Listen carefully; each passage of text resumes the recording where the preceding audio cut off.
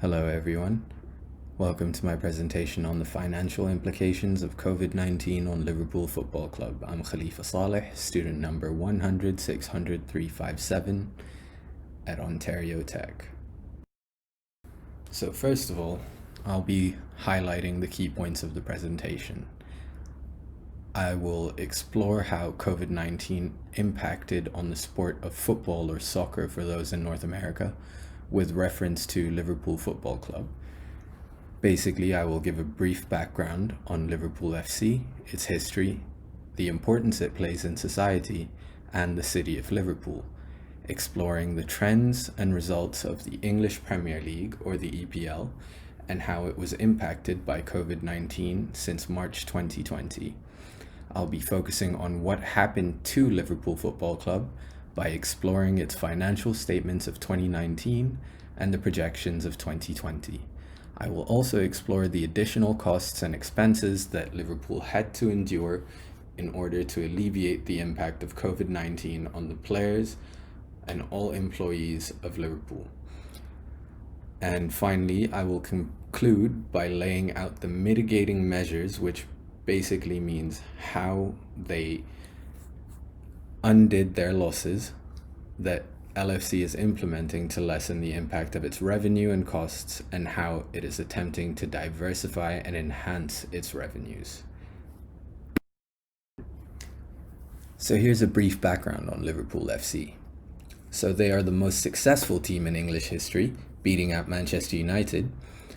It's won a total of 48 major trophies, including 19 league titles, 6 Champions Leagues, a Club World Cup, and 3 Europa League trophies. Being established in 1892 in the city of Liverpool, it's re-established itself as a dominant force in the English game after winning the Champions League and the Premier League in back-to-back years in 2019 and 2020. Its stadium, Anfield, is the 7th largest football stadium in England, with a seating capacity of 54,074 seats and a famous stand called the Kop. With an extremely rich history thanks to its reputation as a family club, it's become a pillar of social responsibility in the community. One of their initiatives being feeding 1,000 homeless people per week. Another, along with Nike, creating an all-girls team and funding football summer camps in the underprivileged area of Toxteth in Liverpool. So how has COVID-19 impacted the EPL in general and Liverpool specifically? So according to the Financial Times, EPL clubs are actually facing a 540 million loss for the upcoming season because of a significant decline in the main revenue streams. Liverpool specifically are facing an £84 million drop-off because of matchday revenue. They haven't had fans in the stadium since football was stopped around March. So the cost of containing the spread of the virus in particular, and the funding of the coronavirus testing kits and PPE, is estimated to reach £16 million over the course of the season, meaning £800,000 per club. Now let's look at the EPL revenue streams from 2016-17 to the projected ones of 2020-2021. So as shown in the graph, the revenue streams have actually seen a year-on-year increase, and that's mostly attributable to the lucrative TV deals. However, when you look at the 1920 season, there's a significant drop in matchday and broadcasting revenues compared to previous years. And that is actually because of the pandemic and the rebates they have to pay to international and local broadcasters. When you look at it, the total revenue is actually expected to fall £800 million because of that.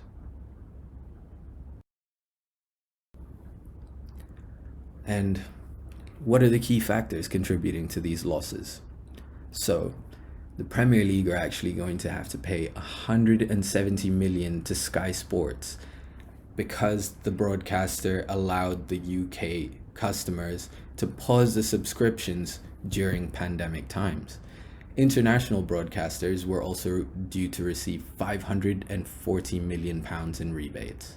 As a result of these rebates, football clubs are going to receive significantly less money.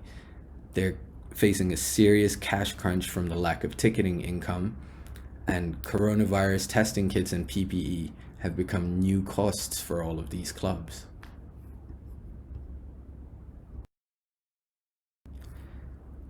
What is the impact of COVID-19 on broadcasting rights revenue? As per Deloitte, the clubs are actually going to see an 18% increase in broadcasting revenue in 2020-2021.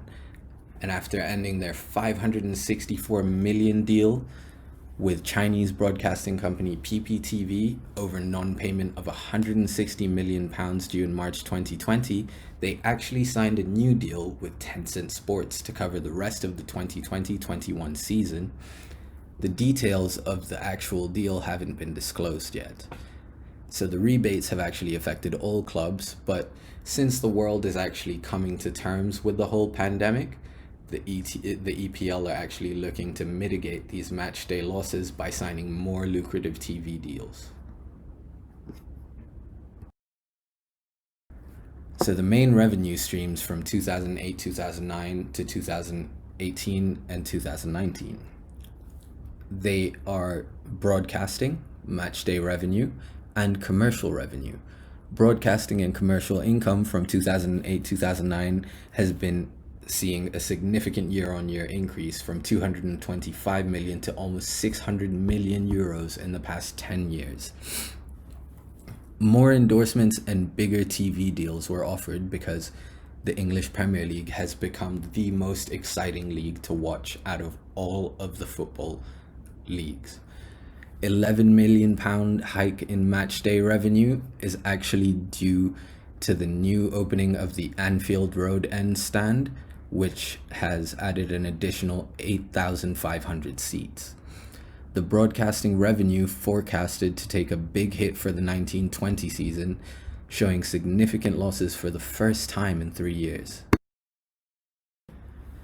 And here is the analysis of Liverpool FC's business model.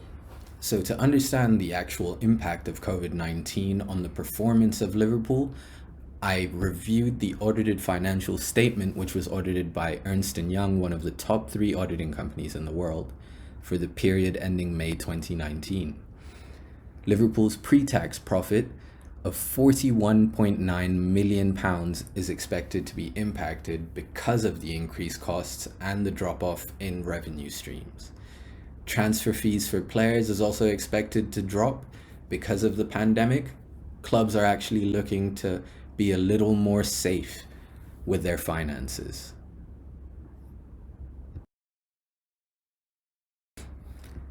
The impact of COVID-19 on commercial revenue.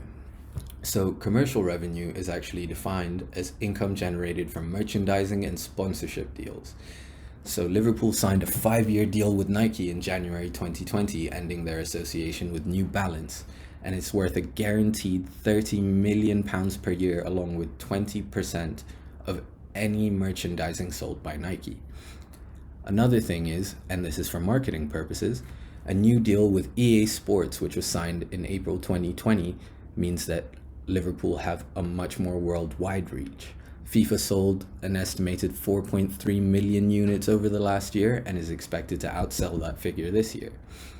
Finally, a £40 million per year contract with shirt sponsors Standard Chartered, which is one of the biggest in the world, is going to be running until 2022-2023.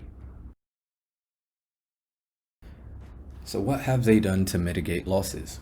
Deloitte reports that the wage bills of current EPL clubs are actually unsustainable. However, Liverpool have managed to maintain a comfortable ratio of wage bill to revenue, 58% compared to the average of 61%. So the Moneyball approach when buying players, which means buying young, high potential players and later selling them on for much higher fees, has really helped the club. The income has mostly been generated from selling surplus players using that Moneyball approach. And now they are trying to source a better sponsor for shirt sleeves after ending their association with Western Union. By developing a more sustainable business model, Liverpool will see much higher post-tax profits. And finally, the introduction of 5G will help Liverpool increase commercial and broadcasting revenue with more camera angles, better quality footage, which will be afforded to fans on their own LFC TV network.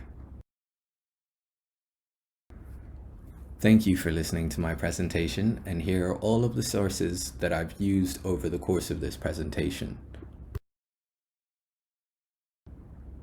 And here is the continued bibliography for anyone interested in reading through the sources.